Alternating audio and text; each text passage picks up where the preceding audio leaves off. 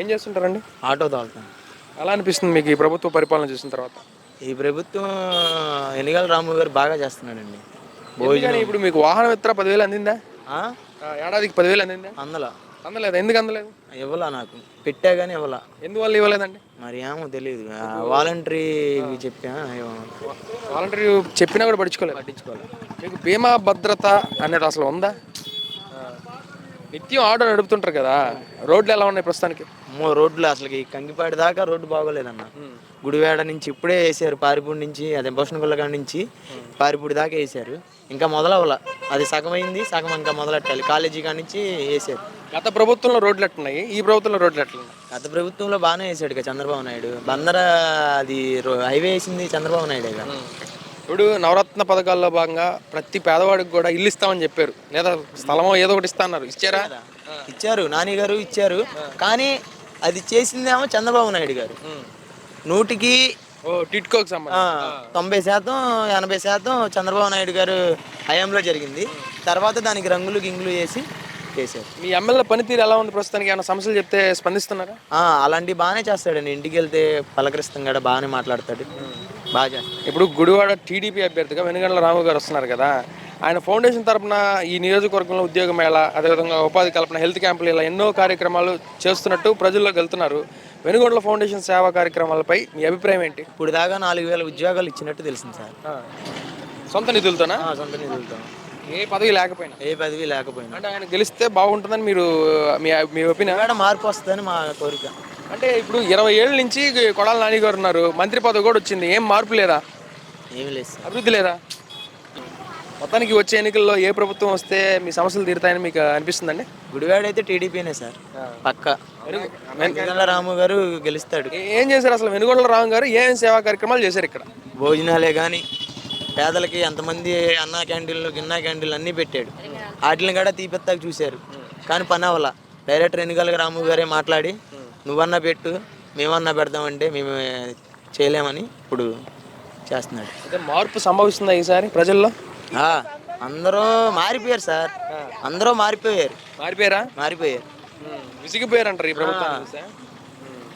మొన్న ఏమో గన్నవరంలో చూస్తేనేమో జగన్ గారికి రాయి అన్నారు. రాయి కాదు అది, అదేదో దండేసినప్పుడు బొండేసినప్పుడు చిన్న గీసుకుంది, దాన్ని ఏమో రాయి కింద పెట్టేసి స్కామ్గా మార్చారు. అప్పుడు అట్టగే పోయిన ఎలక్షన్కి ఏమో కోడికత్తి డ్రామా, ఇప్పుడు చూస్తేనేమో ఇది. ఇంకెవరు వేస్తారు? అంటే మొత్తానికి ప్రభుత్వ డ్రామా అంటారు. డ్రామాని. డెవలప్మెంట్ అనేది లేదు. డెవలప్మెంట్ అనేది మరి లేదంటే ఎందువల్ల లేదు? మనం ఎంచుకున్న లీడర్ని బట్టి, అభ్యర్థిని బట్టి లేదు కదా. అది మంత్రి పదవి వచ్చిందిగా, ఏం చేయలేదు మీ ప్రాంతంలో? అసలు ఎలక్షన్ అప్పుడు చూడడమే నాన్నగారిని, మళ్ళీ రీసెంట్గా వచ్చినప్పుడు చూడడమే. అది కూటమి అభ్యర్థి ఉన్నారు కదా వెనుగొండల రాము గారు, ఆయన మీద మీ అభిప్రాయం ఏంటండి? ఆయన మీద మా అభిప్రాయం ఏంటంటే, ఆయన ఎక్కడి నుంచో వచ్చారు, ఆయన గుడివాడికి ఏదో చేయాలనుకుంటున్నారు. అంటే ఆయన గురించి ఎవరెవరో ఎలాగో మాట్లాడుకుంటారు, అంటే ఆయన ఎందుకో వచ్చారు అది ఇదని. మాకైతే ఎలా అనిపిస్తుంది అంటే, ఒక గుడివాడ డెవలప్ అవుతుంది అని మాకు అనిపిస్తుంది. ఎందుకంటే ఆయన యుఎస్లో ఉండి అక్కడ సంపాదించుకోవచ్చు, కానీ ఆయన అక్కడి నుంచి ఇక్కడికి వచ్చారంటే ఏదో చేయడానికే కదా. ఆయన సొంత నిధులతో ఇప్పుడు వరకు జాబ్ మేళా, హెల్త్ క్యాంప్స్ ఇలా చాలా చేశారంట, నిజమేనా?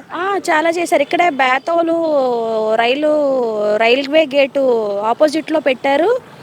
నేను కూడా ఒక 10 మందిని తీసుకెళ్ళాను, 10 మందికి స్పెట్స్ వేయించాను రాముగారి దాంట్లో. ఇప్పుడు జనాలకి ఏదైనా సమస్య వస్తే కొడాల నాని గారు అందుబాటులో ఉంటున్నారా? మామూలుగా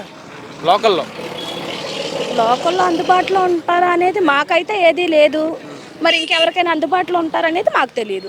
మొత్తానికి ఈ ప్రభుత్వ పరిపాలన ఏదైతే ఉందో దాని మీద అసంతృప్తికరంగా అనిపించిందా, సంతృప్తికరంగా అనిపించింది? అసంతృప్తే కదండి. అసంతృప్తి కాబట్టి మేము ఇంత నీరసంగా. ఏం నచ్చలేదా? అభివృద్ధి కానీ సంక్షేమ పథకాలు కానీ నచ్చలేదండి. యువతకి ఏం రాలేదా?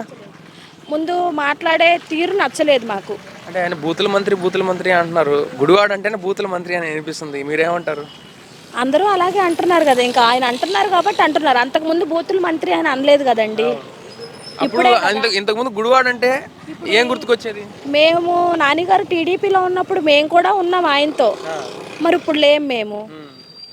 అంటే మార్పు సంభవించింది అక్కడ కూడా. ఆయన వ్యక్తిగతంగా మారారంటారా? మనిషి మారారనే మరి జనాల్లో ఉంది.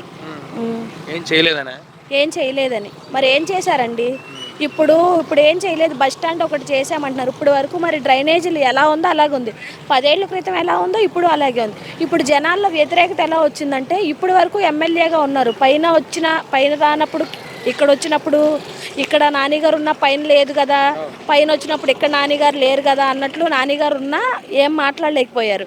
ఇప్పుడు పైన కూడా వైఎస్ఆర్ ప్రభుత్వం ఉంది, ఇక్కడ వైఎస్ఆర్ ప్రభుత్వం ఉంది. మరి గుడివాడకి ఏం జరిగింది? అందులో మంత్రి అయ్యారని అందుకని జనాల్లో వ్యతిరేకత వచ్చిందా? వ్యతిరేకత వచ్చింది. ఈసారి మార్పు సంభవిస్తుంది అయితే? మార్పు తప్పకుండా సంభవించాలి. ఆయన రాము గారు ఎడ్యుకేటెడ్ పర్సన్, మనకి ఏదో ఒకటి మంచి చేస్తారు, చదువుకున్న పిల్లలకి మంచి జరుగుతుంది. నెక్స్ట్ మేనిఫెస్టో గురించి చెప్పండి, ఎలా ఉంది మేనిఫెస్టో? ఇప్పుడు వైఎస్ఆర్సీపీది చూశారు, టీడీపీది చూశారు. టీడీపీలో చూస్తే మహిళలకి పెద్దపీట వేసి ఫ్రీ బస్సులు అంటున్నారు, రోజుకి 1500, అది నెలకి 1500, అలా చాలా ఉన్నాయండి. ఏమంటారు మీరు? ఇది నచ్చిందా, అది నచ్చిందా? ఏది నచ్చిందంటే, ఇప్పుడు ఫ్రీ బస్సు అనేది ఇప్పుడు మహిళలు ఎక్కడికైనా ఇప్పుడు వెళ్ళాలి, ఏదైనా ఒక మహిళ ఎవరైనా ఉండేది ఒక జాబ్ చేయాలి, ఒక ఇది చేయాలి అని ఎలాగో ఇప్పుడు అట్లాగే మహిళలు ఎక్కడికైనా వెళ్ళొచ్చు, ఫ్రీగా తిరగొచ్చు అనే ఉద్దేశంతో బాబు గారు మేనిఫెస్టో రిలీజ్ చేశారు. దానికి మహిళలందరూ కూడా సహకరిస్తారు, డోక్రా మహిళలు కూడా సహకరిస్తారు. అన్నీ మంచిగా జరగాలనే మేము కోరుకుంటున్నాం. అంతా మంచిగా జరుగుతుంది. ముందు మా రాము గారు అయితే మా గుడివాడలో టీడీపీ జెండా ఎగరవేయాలనేది మా కోరిక. అంటే వైఎస్ఆర్సీపీ గతంలో ఉండే పథకాలని కొంచెం మెరుగుపెట్టినట్టు అనిపిస్తుంది మామూలుగా. మీ అభిప్రాయం ఏంటి? కొంచెం పెట్టినా కూడా అది వస్తే బాగుంటుంది అంటారా, లేదా టీడీపీ అంటే మేనిఫెస్టో పరంగా ఏది బాగుంటుంది అని మీ అభిప్రాయం? మేనిఫెస్టో ఏది బాగుంటుందంటే, జగన్ గారు ఇద్దరు పిల్లలు ఉంటే ఇద్దరికి చెరకు 15,000 అని భారతి గారు జగన్ గారు చెప్పారు. మరి అది అమల్లోకి వచ్చిన తర్వాత మరి ఇద్దరు పిల్లలకి వేయలేదు కదా, ఒకరికే వేశారు కదా. మరి దాని సంగతి ఏంటి? అంటే మాట తప్పను, మడవ తిప్పను అంటారు, తప్పేశారంటారు మాట. మరి మాట తప్పేశారు. ఇప్పుడు ఫ్యూచర్లో కూడా బాబు గారు అదే మాట తప్పితే రేపు జనంలో కూడా ఇదే వ్యతిరేకత వస్తుంది. ఏదైనా మనం అనుకున్నది జరగాలి, బాబు గారు చెప్పింది చేస్తారనేది మా నమ్మకం. ఫ్యూచర్లో ఏం జరుగుతుంది అనేది మనం చెప్పలేము. ఏం చెప్తామండి, అదే చెప్పారు కదా, ఇంకా దాని గురించి చెప్పేది ఉంది. నేను క్లియర్గా చెప్పాను కదా. యాక్చువల్గా యువత ఏదైతే ఉందో ఉపాధి అవకాశాలు కానీ లేకపోతే ఉద్యోగాలు ఇప్పుడు జాబ్స్ లేవు కదండి. IT employee కుప్పకూలిపోయింది.